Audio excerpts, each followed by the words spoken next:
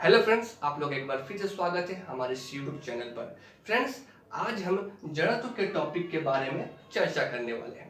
इस टॉपिक के अंतर्गत जड़त्व क्या है, उसके क्या क्या प्रकार है, इन सभी चीज़ों के बारे में आज हम विस्तृत रूप से उदाहरण सहित चर्चा करने वाले हैं। तो वीडियो को शुरू करने से पहले मैं आप लोग को बता दूं कि अभी तक आप लोगों ने मेरे चैनल को सब्सक्राइब नहीं किया है तो वीडियो के नीचे लाल कलर के सब्सक्राइब बटन को जाकर दबा दें और साथ ही बेल आइकन को भी दबा दें ताकि हमारे नए वीडियोस की अपडेट आपको नोटिफिकेशन के माध्यम से मिलती रहे। तो चलिए वीडियो शुरू करते हैं। तो फ्रेंड्स, सबसे पहले आप लोगों के मन में ये सवाल उठता होगा कि आखिर जड़त्व क्या है। तो इसका जवाब देने के लिए मैं आप लोगों को उदाहरण के जरिए समझाने की कोशिश करूंगा। ध्यान से समझिएगा, ठीक है। तो आप लोगों के आसपास कोई टेबल होगा। अगर टेबल नहीं भी है तो क्या करिए कि एक वस्तु लीजिए और उसे फर्श पर रख दीजिए। तो आप कुछ देर बाद देखेंगे कि वस्तु को जहां आपने रखा है वहीं पर स्थिर अवस्था में वो पड़ी हुई मिलेगी, ठीक है। इसका मतलब ये हुआ कि वस्तु को अगर स्थिर अवस्था में है तो वो स्थिर अवस्था में ही रहेगी। जब तक कि हम उसको बाह्य ना लगाएं वो गति अवस्था में नहीं आ सकती। इसका मतलब कि वस्तु स्वतः ही अपनी अवस्था में परिवर्तन नहीं कर सकती। अगर मान लीजिए कि यहाँ पर कोई मेज है, यहाँ पर कोई टेबल है, इस पर कोई वस्तु को हमने रख दिया, ठीक है, तो वस्तु स्थिर अवस्था में ही रहेगी। जब हम इस पर कोई बाह्य बल आरोपित करते हैं तभी वस्तु गति करेगी, अन्यथा वस्तु स्थिर अवस्था में ही रहेगी। अपने आप वो अपनी अवस्था में परिवर्तन नहीं कर सकता, ठीक है। इसी प्रकार अगर वस्तु गति अवस्था में है तो गति अवस्था में ही रहेगी। जब तक कि हम उस पर कोई बाह्य बल आरोपित ना करें वो स्थिर अवस्था में नहीं आ सकती, ठीक है।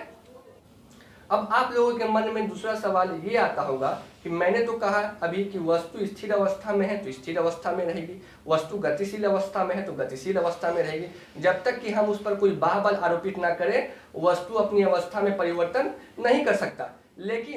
लेकिन जब हम बॉल को फेंकते हैं किसी दिशा में फर्श पर तो वो गतिशील अवस्था में होती है, ठीक है, लेकिन वो कुछ दूरी पर जाकर स्वतः ही अपनी अवस्था में परिवर्तन कर देती है और स्थिर अवस्था में वो आ जाती है। उसे स्थिर अवस्था में लाने के लिए हमने कोई बल नहीं लगाया, फिर भी वो स्थिर अवस्था में आ जाती है। तो क्या यहाँ जड़त्व का नियम पालन हो रहा है? जी हाँ, जड़त्व का नियम पालन हो रहा है, लेकिन यहाँ पर घर्षण बल लगता है जो कि गेंद को रोक देती है। अब घर्षण बल क्या होता है? तो घर्षण बल गति विरोधी बल होता है। घर्षण हमेशा गति का विरोध करता है। अब मान लीजिए कि बॉल को हमने इस दिशा में अगर फेंका, बॉल को हमने अगर इस दिशा में फेंका तो घर्षण बल हमेशा विपरीत दिशा में ही लगेगी और गति का विरोध करेगी। ये होता है हमारा घर्षण बल जो कि बॉल के विपरीत दिशा में लग रहा है, ठीक है। और यही घर्षण बल होता है जो बॉल को रोकने का प्रयास करता है और रोक देता है, ठीक है। लेकिन भविष्य में कभी अगर कोई ऐसा फर्श बनाया जाए जिसमें कि घर्षण न लगे, इसका मतलब कि फर्श पर घर्षण जो है वो शून्य रहे, घर्षण ना हो, तो इस स्थिति में अगर हम बॉल को फेंकते हैं तो बॉल हमेशा गति करते रहेगी। जब तक कि हम उसको स्थिर अवस्था में लाने के लिए कोई बल ना लगाएं वो स्थिर अवस्था में नहीं आ सकती। तो चलिए अब इसकी परिभाषा के हम बारे में बात कर लेते हैं, ठीक है। तो जड़त्व वस्तु का वह गुण होता है जिसके कारण वह किसी वस्तु की विरामावस्था या गति अवस्था में स्वतः ही परिवर्तन करने में असमर्थ होता है। अब बात कर लेते हैं घर्षण के प्रकारों के बारे में। तो घर्षण के 3 प्रकार होते हैं। पहला प्रकार होता है विराम का जड़त्व, ठीक है, विराम का जड़त्व। दूसरा प्रकार होता है गति का जड़त्व और तीसरा प्रकार होता है दिशा का जड़त्व। इसको इंग्लिश में कहते हैं इनर्शिया ऑफ रेस्ट और इसे कहते हैं इनर्शिया ऑफ मोशन और इसे इंग्लिश में कहते हैं इनर्शिया ऑफ डायरेक्शन, ठीक है। अब बारी बारी से हम इन तीनों के बारे में चर्चा करेंगे, ठीक है। तो फ्रेंड्स, अब हम बात करते हैं विराम की जरूरत के बारे में। तो विराम का जरूरत तो किसी वस्तु का वह गुण होता है जिसके कारण वह बाबल की अनुपस्थिति में अपनी विरामावस्था में परिवर्तन करने में असमर्थ होता है।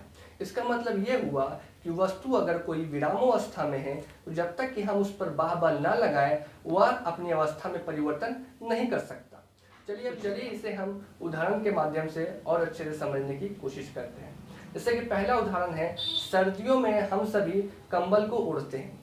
तो कंबल जब गंदे हो जाते हैं तो उसमें धूल के कण छिप जाते हैं। तो जब हम कंबल को साफ करते हैं तो क्या करते हैं कि कंबल को हम छड़ी के माध्यम से पीटते हैं तो कंबल के कण निकल जाते हैं। ऐसा क्यों होता है? तो इसके पीछे विराम का जरूरत का तार्किक योग है। ठीक है, तो क्या होता है कि हम जब कंबल को हम बल लगाकर छड़ी से पीटते हैं ऐसे, ठीक है, जब छड़ी के माध्यम से इसे हम पीटते हैं तो कंबल जो कि विरामावस्था में थी और उसके कण भी विरामावस्था में थे, तो कंबल को जैसे ही हम बल लगा के इससे हम पीटते हैं तो कंबल गतिशील अवस्था में आ जाती है और कण जो इसमें छिपे होते हैं वो विरामावस्था में होते हैं, जो कि कंबल के गतिशील होने के कारण वो झड़ जाते हैं। अब ऐसा ही दूसरा उदाहरण है कि हम सभी ने बचपन में पेड़ों से फल खाए हैं। हम लोग क्या करते थे बचपन में कि पेड़ को हम पकड़ के हिलाते थे तो फल अपने आप ऊपर से गिर जाते थे। ऐसा क्यों होता था कि पेड़ में जो फल लगे होते हैं वो विरामावस्था में होते हैं।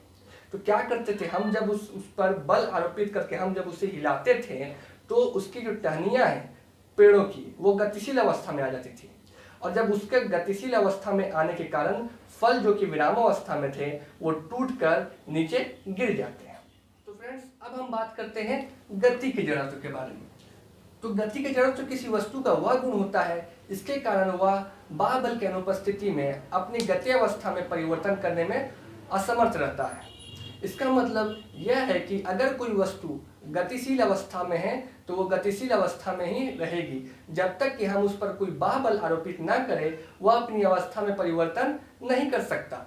अब इसे हम कुछ उदाहरण के जरिए और आसानी से समझ सकते हैं। जैसा कि पहला उदाहरण है कि हम सभी ने अपनी जिंदगी में एक ना एक बार बस में सफर जरूर किया होगा। तो जब बस गतिशील अवस्था में होती है और जब बस अचानक ब्रेक लगाती है तो उसके अंदर बैठा हुआ व्यक्ति आगे की ओर झुक जाता है। तो इसके पीछे का कारण गति का जड़त्व है। ठीक है, ऐसा क्यों होता है? क्योंकि जब बस गतिशील अवस्था में होती है तो उसके अंदर बैठा वो व्यक्ति भी गतिशील अवस्था में होता है। ठीक है, तो जब बस अचानक ब्रेक लगाती है तो शरीर का निचला भाग जो होता है पैर वो विराम अवस्था में आ जाता है और जड़त्व के कारण शरीर का ऊपरी भाग जो है वो गतिशील अवस्था में रहता है और वो आगे की ओर झुक जाता है। अब इसी तरह का दूसरा उदाहरण है कि घुड़सवार करते हुए व्यक्ति को आपने कभी न कभी देखा होगा। तो जब घोड़ा दौड़ता है, ठीक है, तो जब घोड़ा दौड़ते हुए अचानक जब ब्रेक लगाता है और एक जगह रुक जाता है तो उस पर बैठा वो व्यक्ति आगे की ओर गिर जाता है। तो जब घोड़ा दौड़ता है तो उस पर बैठा वो व्यक्ति घोड़े के दिशा में ही गतिशील होता है।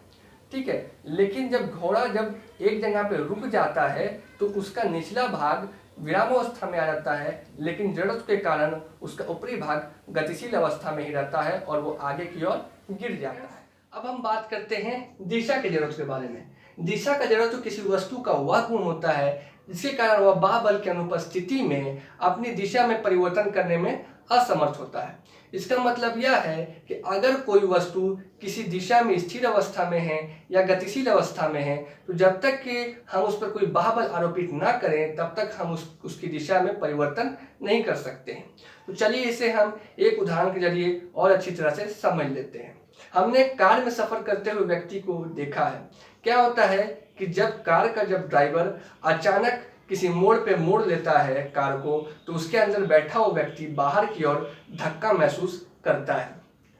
इसका पीछे ये कारण है कि मान लिया जाए कि गाड़ी इस दिशा में गतिमान है तो इसके अंदर बैठा हुआ व्यक्ति जड़ के कारण उसका इसी दिशा में गतिमान महसूस करता है। लेकिन जब कार अचानक किसी मोड़ पर मुड़ जाता है, ठीक है, तो अंदर बैठा हुआ व्यक्ति बाहर की ओर धक्का महसूस करता है। तो फ्रेंड्स, अगर आपको आज का ये टॉपिक समझ में आया हो तो मेरे वीडियो को लाइक करें और अपने दोस्तों के साथ शेयर करें। साथ ही अगर आप लोगों ने मेरे चैनल को सब्सक्राइब नहीं किया है तो वीडियो के नीचे दिए गए लाल कलर के सब्सक्राइब बटन को जाकर सब्सक्राइब करें। साथ ही बेल आइकन को भी दबाएं ताकि हमारे नए वीडियोस की अपडेट आपको नोटिफिकेशन के माध्यम से मिलती रहे। धन्यवाद, तब तक के लिए जय हिंद।